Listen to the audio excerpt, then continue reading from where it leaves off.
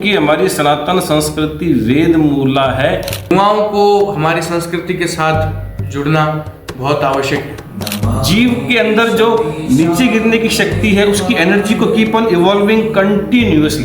देव और दानव के बीच संघर्ष सदियों से चलता आ रहा है। भारत शब्द का यह अर्थ होता है जो भाव में रत है। भाव का मतलब प्रकाश। 4 बूंदों के रूप में भारत के जिन पवित्र स्थानों में गिरा वहां आज भी प्रत्येक 12 वर्ष के बाद महाकुंभ मनाया जाता है। Be the youth rich in character, studious, film and vigorous. सबसे पहले तो महाराज जी के चरणों में प्रणाम।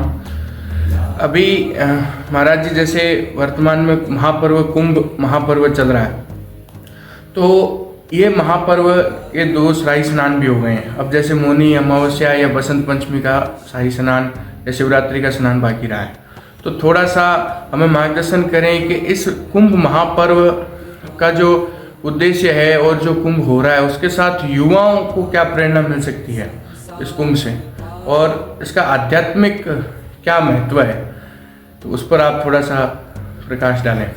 बहुत ही सुंदर और वैज्ञानिक जिज्ञासा आपने की है।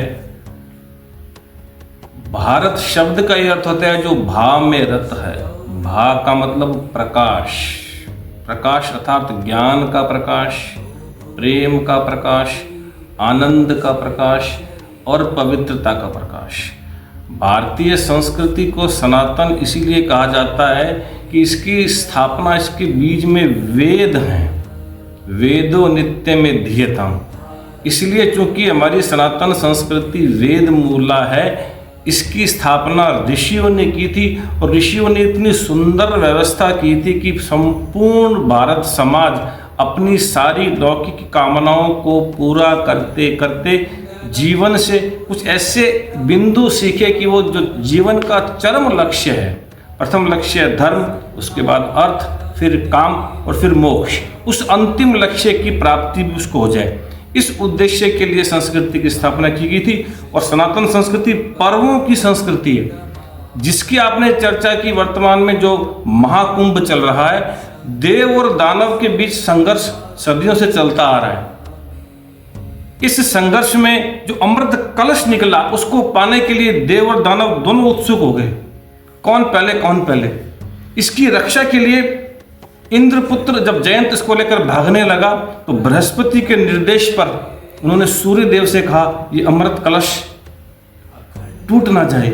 चंद्रदेव से कहा ये अमृत कलश छलक ना जाए। फिर भी 4 बार वो 4 बूंदों के रूप में भारत के जिन पवित्र स्थानों में गिरा वहां आज भी प्रत्येक 12 वर्ष के बाद महाकुंभ मनाया जाता है। और उसका मूल उद्देश्य ये है, उसका मूल भाव ये है, उसका आध्यात्मिक महत्व ये है कि वो अमृत की बूंदें हैं। जहां जहां जिन जिन पवित्र नदियों में वो बूंदें गिरी वो सारा का सारा जल पवित्र बन गया और वो सारे स्थान चारों पवित्र हो गए। यूँ तो भारत की प्रत्येक स्थान ही पवित्र है, लेकिन वो अत्यधिक पवित्र हो गए। उन जल का यदि इन क्षणों के अंदर कुंभ के ये जो चल रहा है इसके अंदर, उस महाकुंभ के अंदर उस जल का आचमन भी किया जाएगा तो वो दिव्यता का, वो पवित्रता का, उस अमृतता का अनुभव हमको अंदर होता चला जाए, ये प्रमुख उद्देश्य है। और हमारे अंदर की जो कालिमा है, एक शब्द में कहूं तो महाकुंभ का अर्थ होता है जीव को शिव बनाना। जीव के अंदर जो नीचे गिरने की शक्ति है उसकी एनर्जी को कीप ऑन इवॉल्विंग कंटिन्यूअसली। अपने खान पान, रहन सहन, आचार विचार में एक दिव्यता और भव्यता लाते हुए कुंभ का न केवल स्नान करना बल्कि वहां पर जो भी व्रत करना, उपवास करना, साधना करना, प्रार्थना करना, वो इतने भाव से करना कि जिन क्षणों में अमृत कलश की बूंदें गिरी थी वो क्षण उसके हृदय में, उसकी वाणी में घटित हो जाएं। और ये युवा को संदेश है कि प्रत्येक युवा उसका आचमन करता हुआ, पान करता हुआ चिर युवा बन जाए। ये इस कुंभ के पीछे महत्वपूर्ण आध्यात्मिक रहस्य है। महाराज जी बहुत बहुत आपका आभार कि आपने युवाओं को जोड़ते हुए महाकुंभ पर्व का आपने उद्देश्य जो है वो पूर्ण किया, क्योंकि कहीं ना कहीं देश में सर्वाधिक मात्रा युवाओं की है, तो युवाओं को हमारी संस्कृति के साथ जुड़ना बहुत आवश्यक है। जी बिल्कुल सही कह रहे हैं। मैं एक बात इसमें और जोड़ता हूँ कि ऋग्वेद में कहा गया है, क्योंकि हम जो भी बात बोले उसकी प्रमाणिकता वेद तक होगी तो सभी लोग उसको स्वीकार करेंगे।